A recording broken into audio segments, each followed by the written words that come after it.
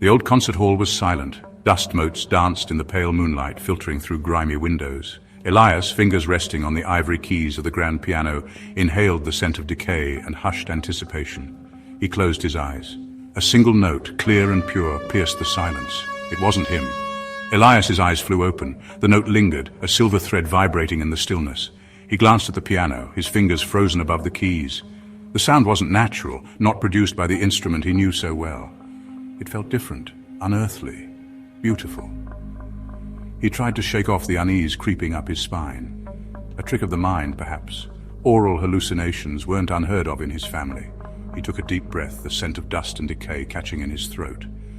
When he exhaled, the note was gone, leaving behind a hollow silence that pulsed with an energy all its own. Elias started to play, filling the space with a cascade of chords, a familiar Bach prelude, but the silence remained, a living presence lurking at the edge of his awareness. He could almost feel it, a cold breath on the back of his neck. The unseen audience listened. He wasn't alone. The melody returned the next day, more insistent, more intricate.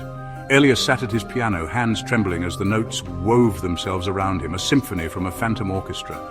It was haunting, beautiful, like nothing he'd ever heard before. A cold fire burned in his chest. He tried to capture it, to transcribe the unearthly composition onto paper, but the notes slipped through his grasp like quicksilver.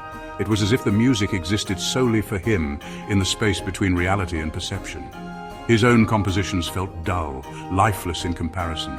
The melody became his constant companion. It followed him home, seeped into his dreams, filled every waking moment with its haunting refrain. He became obsessed, driven by a need to understand its secrets, to unravel the mystery of its origin. It was a siren song, luring him deeper into its depths. Elias withdrew from the world. He stopped teaching, stopped performing.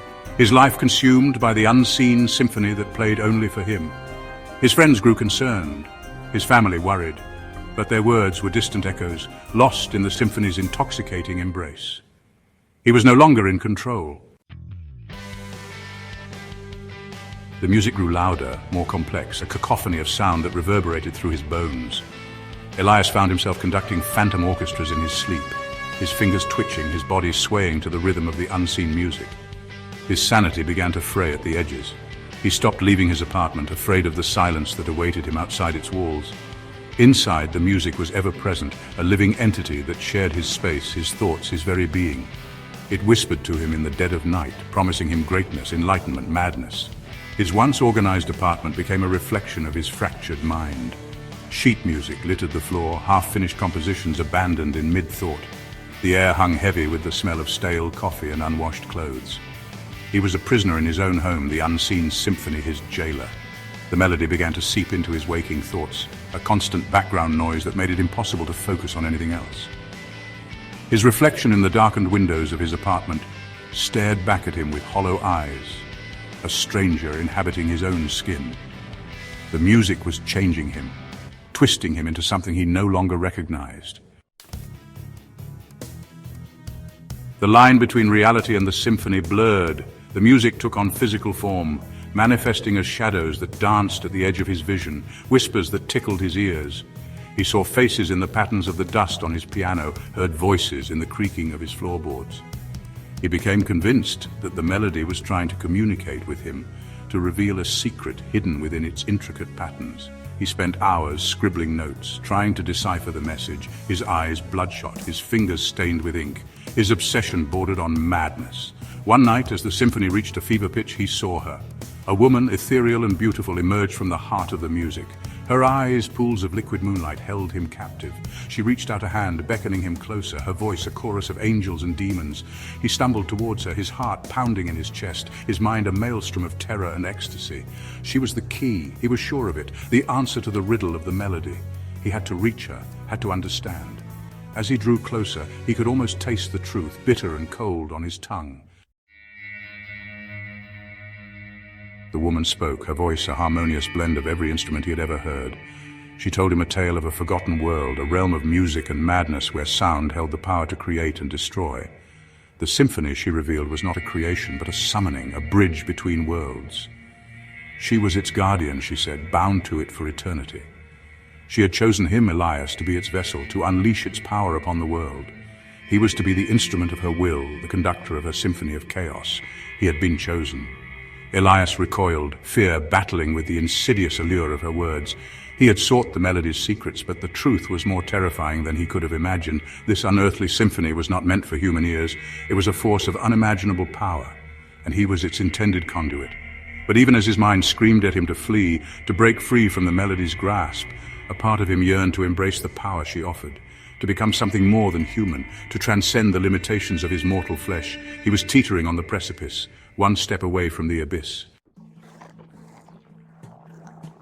Elias's world contracted until it was just him and the ghostly woman, the melody swirling around them like a vortex. She smiled, a chillingly beautiful expression that sent shivers down his spine.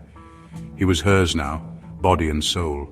She pressed her hand against his chest, her touch icy cold, and the melody surged, a tidal wave of sound that threatened to drown him. He screamed, a primal sound of fear and despair, but his voice was swallowed whole by the music. He was lost.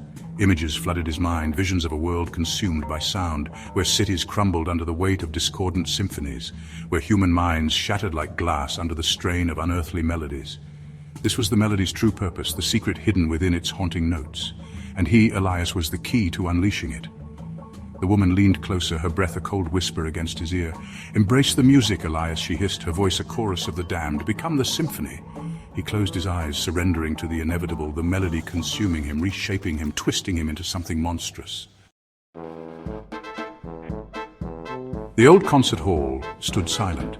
Dust motes danced in the pale moonlight, filtering through grimy windows. The grand piano sat open, its ivory keys gleaming in the darkness. Elias was gone, vanished without a trace. The only sound was the faint whisper of wind whistling through a broken window pane, a mournful melody that echoed through the empty hall. The symphony was silent, its purpose fulfilled, its vessel claimed. The world was safe, for now. But in the stillness, if one listened closely, they might hear a single note, a haunting echo of the symphony that once was. A reminder that some secrets are best left buried, some melodies never meant to be heard. And somewhere, out there in the darkness, the music lived on, waiting for the next unsuspecting soul to draw its attention. The silence was a lie. The melody would play again,